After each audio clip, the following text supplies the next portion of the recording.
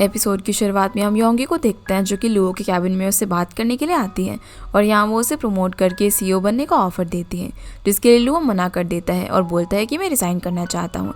ये सुनकर योंगी शॉक हो जाती है और उसके पूछने पर लुओ उसे बताता है कि उसके कुछ पर्सनल रीजंस हैं, पर योंगी को लग रहा था कि वो ये सब शाओ शाओ के लिए कर रहा है, इसलिए वो नाराज होकर यहाँ से चली जाती है। सीन अब शाओ शाओ पर आता है जो कि मिस्टर युआन और अपनी कलीग्स के साथ सेलिब्रेट कर रही थी, जहाँ मिस्टर युआन और नान शाओ शाओ की तारीफ कर रहे थे कि उसके पास कितने अच्छे रिसोर्सेज हैं जिससे उनकी कंपनी को काफी फायदा हो सकता है। इस बात से खुश होकर मिस्टर युआन नान का प्रोजेक्ट शाओ शाओ को दे देते हैं। ये सुनकर शाओ शाओ हैरान हो जाती है क्योंकि नान इस प्रोजेक्ट की इंचार्ज थी और नान भी अपने प्रोजेक्ट को हाथ से जाता हुआ देखकर काफी गुस्सा होती है, पर वो किसी से कुछ नहीं कहती और प्रोजेक्ट को शाओ शाओ को दे देती है। उसी वक्त वहाँ पर ओरफिला आती है जिससे सभी को मिलवाते हुए मिस्टर युआन बताते हैं कि ये हमारी न्यू इन्वेस्टर है, जिस बात से नान बिल्कुल भी खुश नहीं होती। रात में हम देखते हैं कि शाओ शाओ हेनशिंग को मैसेज करती है और अपने बारे में बताती है।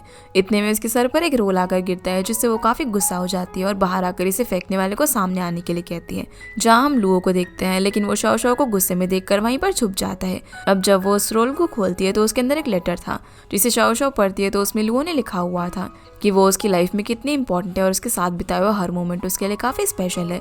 इस सबसे वो ये प्रूव कर रहा था कि हालात चाहे जो कुछ भी हो वो उसे कभी भी धोखा नहीं दे सकता।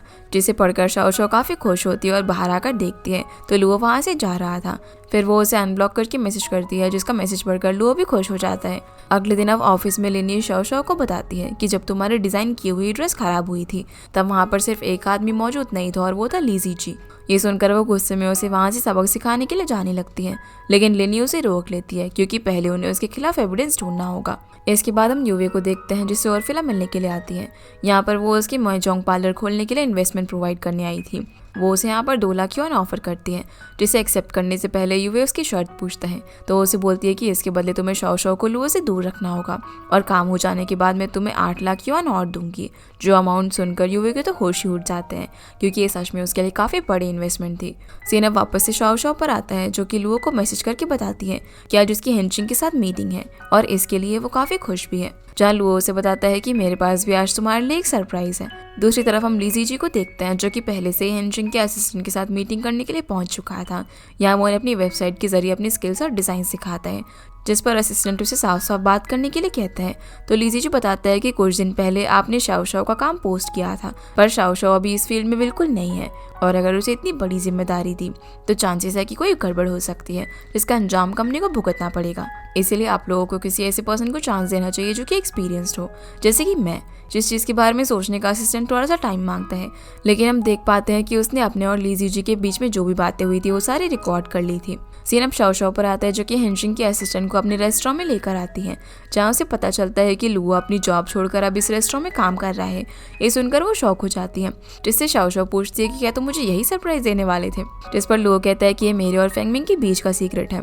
पर शाओ शाओ को कुछ भी समझ नहीं आता। फिर वो लुओ को हेनशिंग के असिस्टेंट से मिलवाती है, जिन्हें देखकर ऐसा लग रहा था कि शायद ये दोनों पहले से एक दूसरे को जानते हैं, लेकिन ऐसे एक्ट करते हैं जैसे कि पहली बार मिल रहे हों। और फिर वो काम का बहाना करके किचन में जाने लगता है, लेकिन शाओ शाओ उसे अचानक से खींच लेती है, जिस वजह से वो गलती से उसके फोrehead पर किस कर देता है, जो सब शाओ शाओ के अंकल भी देख रहे थे। और इस मोमेंट पर दोनों ही काफ़ी ऑकवर्ड भी हो जाते हैं, इसीलिए वो लुओ को खुद ही किचन में भेज देती है। सीन अब योंगी पर आता है जो कि फेंगमिंग को थैंक्स कहती है क्योंकि उसकी वजह से उसने अब तक काफ़ी इंप्रूवमेंट कर ली थी। लेकिन उसके मन में एक सवाल था जो वो फेंगमिंग से पूछती है कि तुम इतने स्किल्ड हो और अभी यंग भी हो तो तुम कोच बनने की जगह रेसर क्यों नहीं बनते। तो फेंगमिंग बोलता है कि आखिर इसमें बुराई क्या है और मैं ऐसे ही रहना चाहता हूँ। योंगी फिर उसे अपने दोस्त मानकर कहती है कि तुम्हारे मुझ पर काफ़ी एहसान है क्योंकि तुमने लुओ को अपने पास काम पर रखा और मुझे फोकस करके रेसिंग करना सिखाया। इतना ही नहीं, तुमने मेरे लिए लड़ाई भी की। जिस पर फेंगमिंग कहता है कि तब तो तुम एहसान चुकाने के लिए मुझे डिनर पर ले जा सकती हो। जो सुनकर योंगी कहती है कि क्या बस इतना ही। फिर वो दोनों के लिए ड्रिंक्स लेकर आती है, जिस दौरान वो काफ़ी बातें करती है। और इस सब के बीच एक ऐसा मोमेंट भी आता है जब योंगी उसे कहती है कि मुझे तुम्हारे साथ रहकर तुम्हारे हर सुख दुख में शामिल होना है। जो सुनकर फेंगमिंग काफ़ी नर्वस हो जाता है और बताता है कि मैं तुम्हें काफ़ी टाइम से कुछ कहना चाहता था। जहाँ योंगी के पूछने पर वो काफ़ी नर्वस होकर बताता है कि मुझे तुमसे मिलकर अच्छा लगा। ये सुनकर योंगी हंसने लग जाती है क्योंकि वो सच में बहुत ज़्यादा ही नर्वस हो गया था। दूसरी तरफ हम शाओ शाओ को देखते हैं जो कि लुओ से पूछती है कि तुम एक फैशन डिज़ाइनिंग कंपनी के वाइस प्रेसिडेंट थे और अब तुम रेस्टोरेंट में काम कर रहे हो। पर लुओ इस काम को एक्सपीरियंस करके काफ़ी इंजॉय कर रहा था और फेंगमिंग ने उससे एक ब्रदर की तरह मदद मांगी थी तो मना भी नहीं कर पाया। फिर वो उससे पूछता है कि रेस्टोरेंट में तुमने मुझे एज अ फ्रेंड कहकर इंट्रोड्यूस करवाया, क्या मैं तुम्हारे लिए सिर्फ एक दोस्त हूँ? ये सुनकर वो थोड़ा सा कंफ्यूज जाती है और हमें जवाब देती है कि तुम मेरे दोस्त ही तो हो। इस पर वो उसके सर पर प्यार से हाथ रखता है, जिससे शाओ शाओ काफी नर्वस हो जाती है और यहाँ से चली जाती है। सीन अब फेंगमिंग पर आता है जो कि योंगी से बात कर रहा था। तभी उसे शाओ शाओ का फ़ोन आता है जो कि उसे जल्दी से हॉस्पिटल बुलाती है क्योंकि उसके डैड की तबीयत अचानक से ख़राब हो गई थी। अब जब भी दोनों हॉस्पिटल पहुंचते हैं तो शाओ शाओ ने बताती है कि अंकल काम करते करते बेहोश हो गए।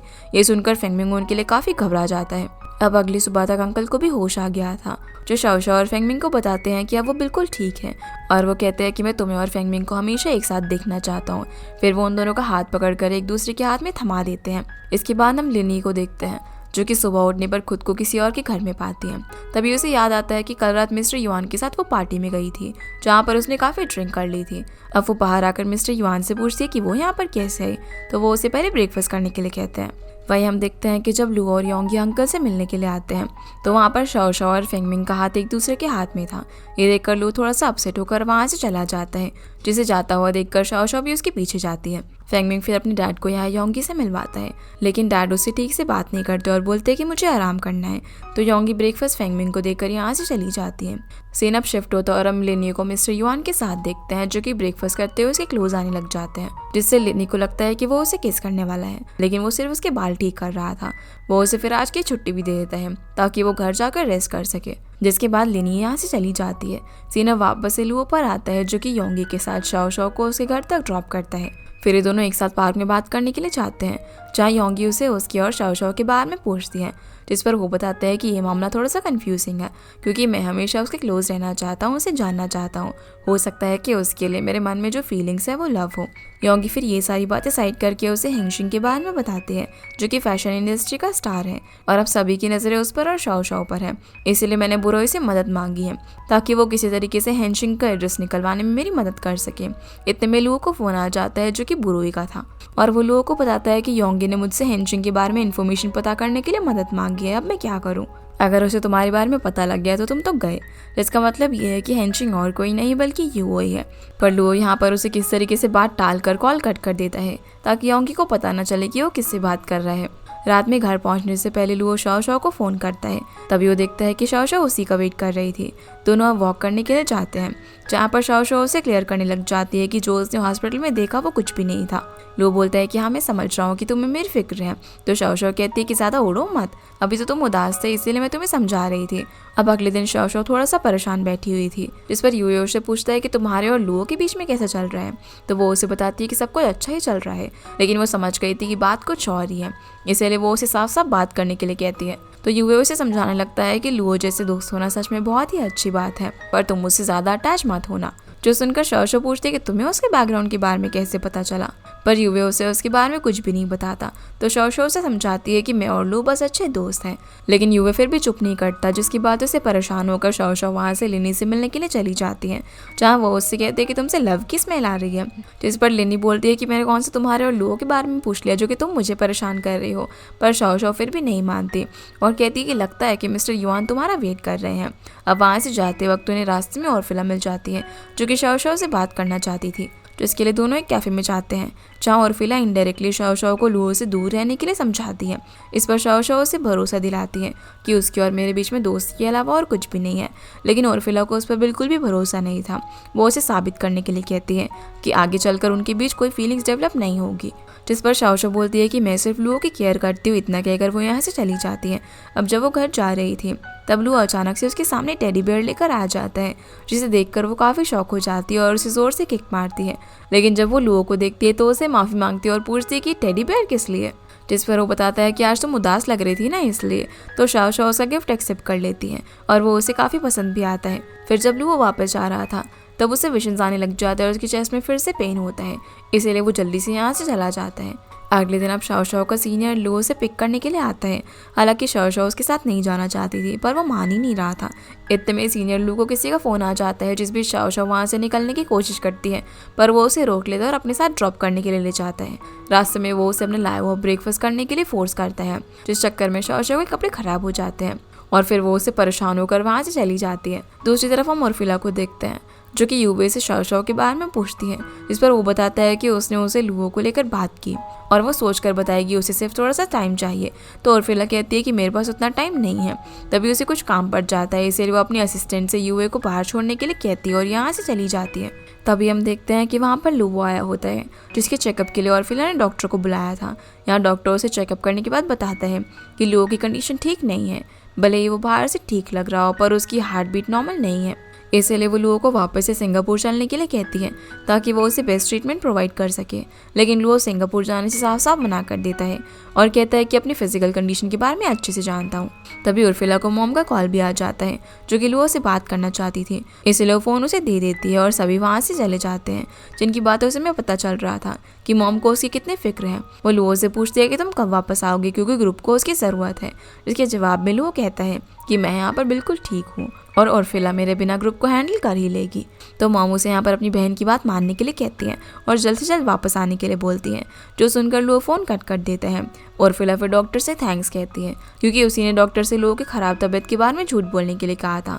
पर डॉक्टर बताते हैं कि उन्हें जो कुछ भी कहा वो सच है, जो जानकर वो हैरान हो जाती है। उसी वक्त यूवी भी उस रूम के बाहर आ जाता है, जो कि अभी तक उस जगह पर घूम रहा था, और वो उनकी बातें सुनने लग जाता है।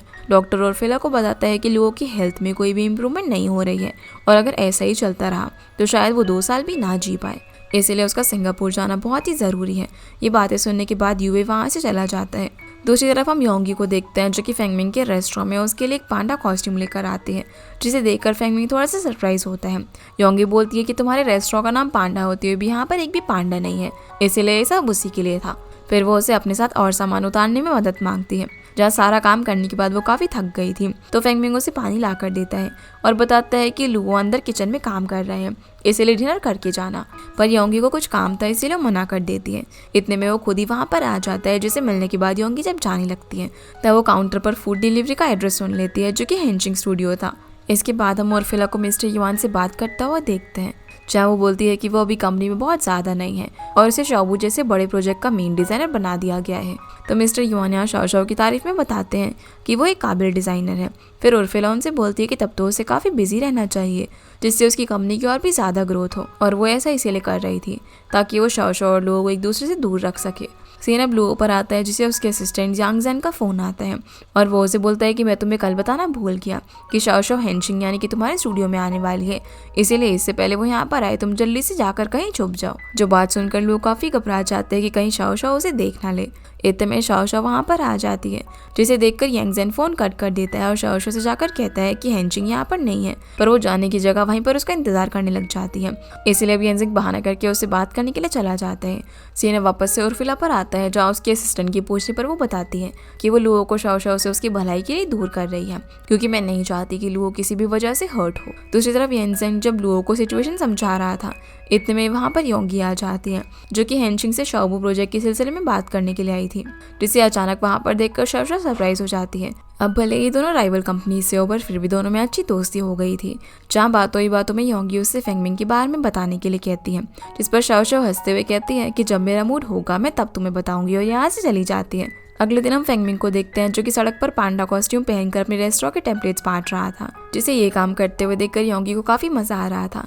अब काफ़ी काम करने के बाद जब वो थक जाता है तो योंगी उसके लिए जूस लेकर आती है और बताती है कि मैं तुम्हारे काम पर नज़र रखने के लिए आई हूँ।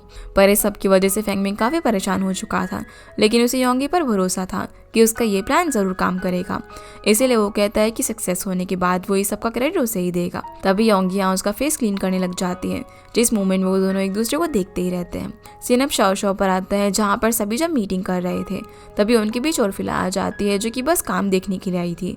जिसके बाद शाओ अपनी प्रेजेंटेशन स्टार्ट करती है और शाओबू फैब्रिक के बारे में बताती है। जहाँ प्रेजेंटेशन खत्म होने के बाद मिस्टर युआन उर्फिला से उसका ओपिनियन मांगते हैं, तो वो शाओ को अपने प्रोजेक्ट पर प्रैक्टिकली काम करने के लिए समझाती है, क्योंकि इस तरह के डिज़ाइंस को पब्लिक अप्रूवल मिलने के चांसेस कम थे, और वैसे भी शाओ अभी से इंडस्ट्री में नई आई थी। जिसकी सभी बातों पर मिस्टर युआन एग्री कर जाते हैं, क्योंकि उर्फिला उनकी इन्वेस्टर थी, और शाओ को फिर से प्रोजेक्ट पर काम करने के लिए कहते हैं ताकि उर्फिला इसे अप्रूव कर दे। लेकिन इस सबसे शाओ काफ़ी अपसेट हो गई थी।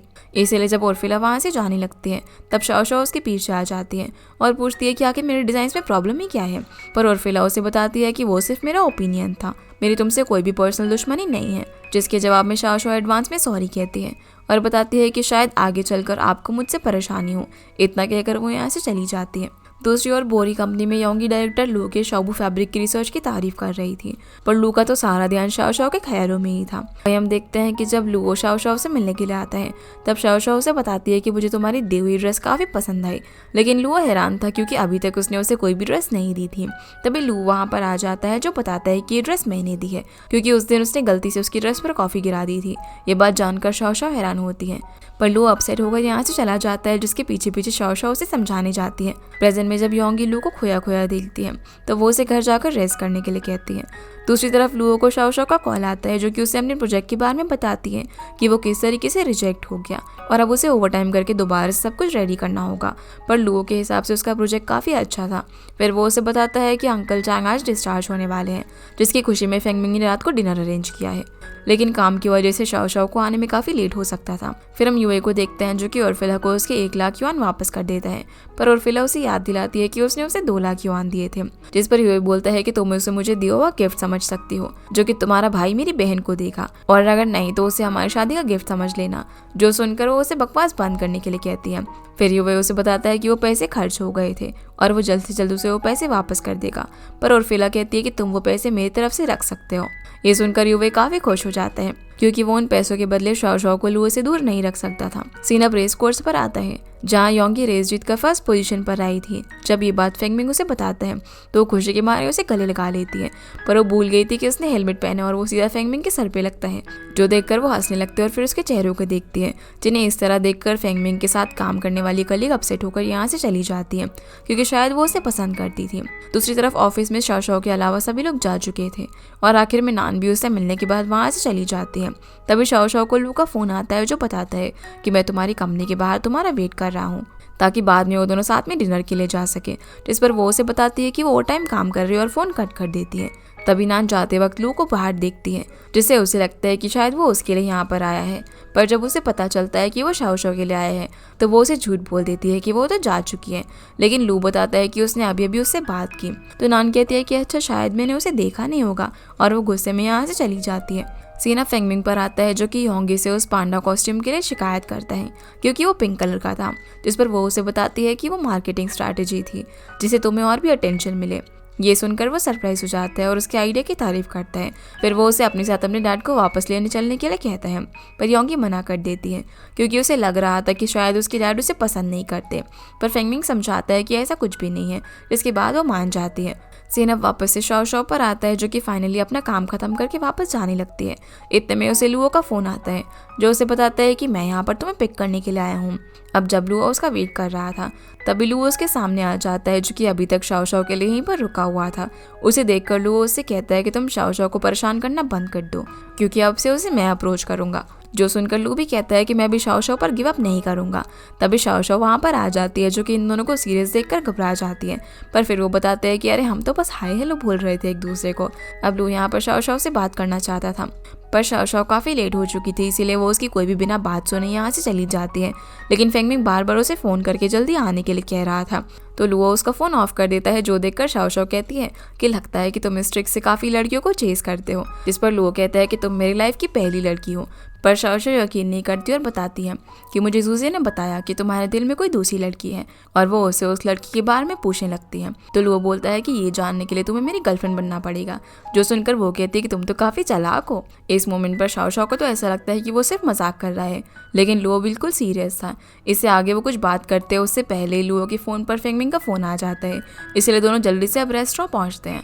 वही रेस्टोरेंट में हम देखते हैं कि फेंगमिंग जब योंगी के साथ अपने डैड के सामने जाता है तो वो थोड़े से रूड हो जाते हैं, पर जैसे ही उन्हें पता चलता है कि शाओ शाओ लुओ के साथ आ रही है तो वो काफ़ी गुस्सा करने लग जाते हैं और खाने को सर्व करने को लेकर योंगी पर अपना गुस्सा निकालते हैं। जो सुनकर योंगी किचन में डिशेज लेने के लिए चली जाती है। फिर फेंगमिंग के डैड उसे कहते हैं कि तुम्हें किसी भी तरीके से शाओ शाओ से जल्द शादी करनी होगी।